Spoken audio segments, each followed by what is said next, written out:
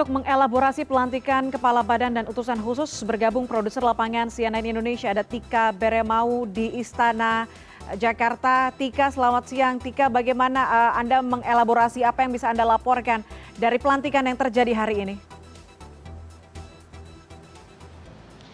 Ya, Puspa, memang Kepala Badan dan juga para penasehat khusus serta staf khusus, kemudian ada utusan khusus Presiden yang baru saja dilantik tadi oleh Presiden Prabowo Subianto di Istana Negara ini telah meninggalkan Kompleks Istana Kepresidenan Jakarta saat ini, dan memang sebagian di antara mereka ini memberikan keterangan kepada media di Istana setelah dilantik tadi.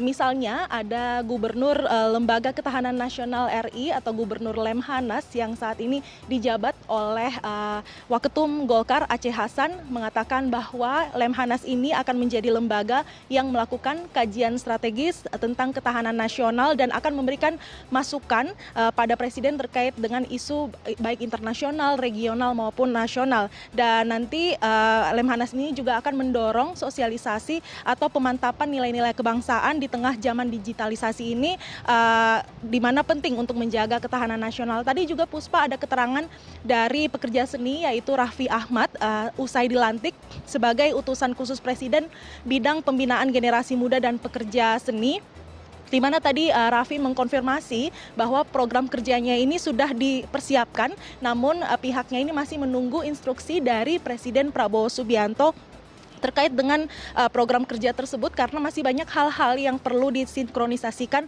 dalam bidang pembinaan generasi muda dan juga pekerja seni. Tadi juga ada keterangan dari Dr. Terawan Agus Putranto sebagai penasehat khusus Presiden di bidang kesehatan.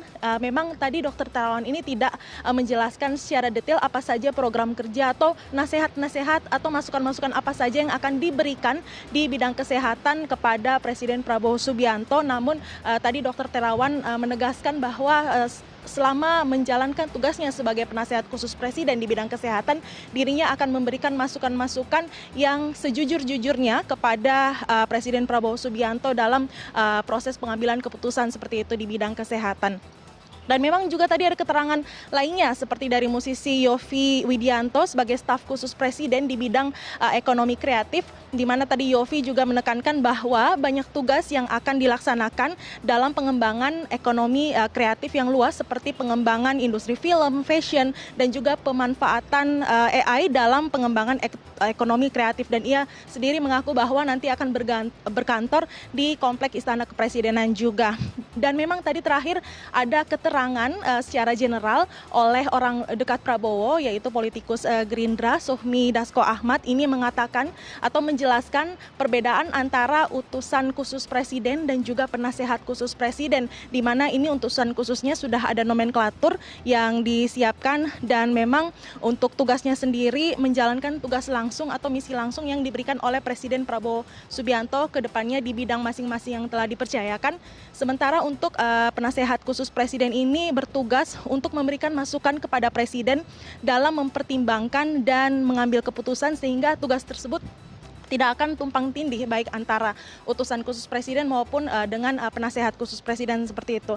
Dan memang Puspa, seperti yang kita ketahui bahwa tadi Presiden Prabowo Subianto ini telah melantik Gubernur Lemhanas lewat Kepres nomor 140P/2024, kemudian melantik juga penasehat khusus Presiden ada 7 orang melalui Kepres 140P tahun 2024, ada juga utusan khusus melalui Kepres 76M 2024, dan juga staf khusus Presiden melalui Kepres nomor 75 tahun 2024. Dan memang ada sejumlah Kepres juga yang telah dibacakan tadi dalam pelantikan untuk pengangkatan sejumlah kepala badan di era pemerintahan Prabowo Subianto, seperti Kepala Badan Penyelenggara Haji, kemudian Kepala Badan Pengelola Investasi Daya Anagata Nusantara, kemudian ada Kepala Badan Percepatan Pengentasan Kemiskinan, lalu Kepala Badan Penyelenggara Jaminan Produk Halal, dan juga Kepala Badan Pengendalian Pembangunan dan Investigasi Khusus. Dan memang Puspa, rencananya setelah acara pelantikan pada hari ini selesai,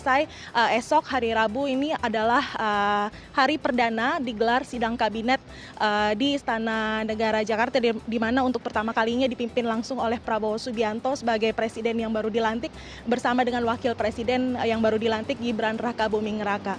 Demikian laporan dari Istana, kembali ke studio, Puspa. Baik, terima kasih Tika Beremau melaporkan dari Istana Kepresidenan Jakarta.